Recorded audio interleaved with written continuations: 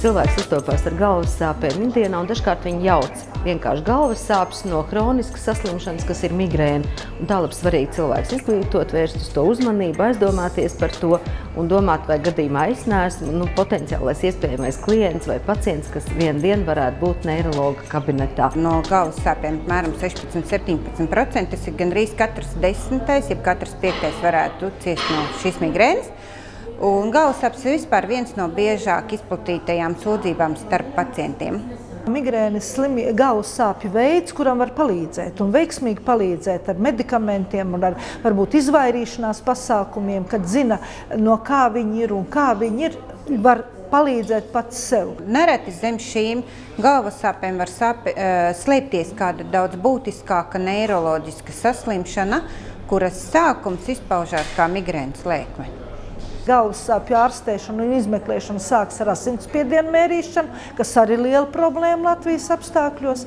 Un tālāk arī tātad atpazīt, kas skait, saprast, kā to novērst, kā ar to cīnīties, un arī, protams, šī vispārēja attieksme, un arī darba devējiem saprast, ka tie slimi cilvēki, bet kuri ir veseli tad, kad viņiem nesāp galva.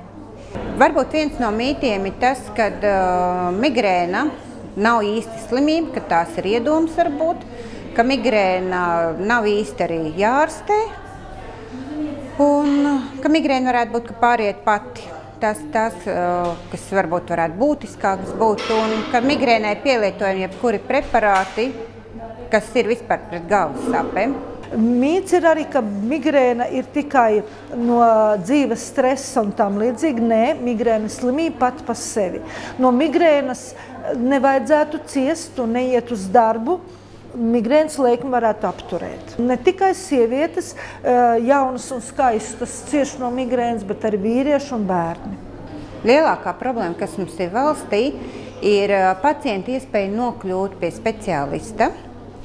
Jo arī ar šo migrēnu, kas slimo, bieži vien pie speciālista vispār nenonāk, un pat varētu būt, ka pie ģimenes ārsti īsti negriežas, jo tās galvas sāpes ir tieši migrēnas tipa galvas sāpes, apmēram ilgst 1 dienu līdz maksimums 3 dienām, un tad viņas pāriet. Ir aktuāli uzsvērt to informāciju, šo slimības būtību, lai cilvēki grieztos pēc palīdzības un spētu ar viņu cīnīties. Jo tas savukārt dod atkal, tā ir darba nespēja, tas ir dzīves kvalitāte slikta, tā ir slikta dzīve ar migrēnu. Tāpēc labāk bez viņas.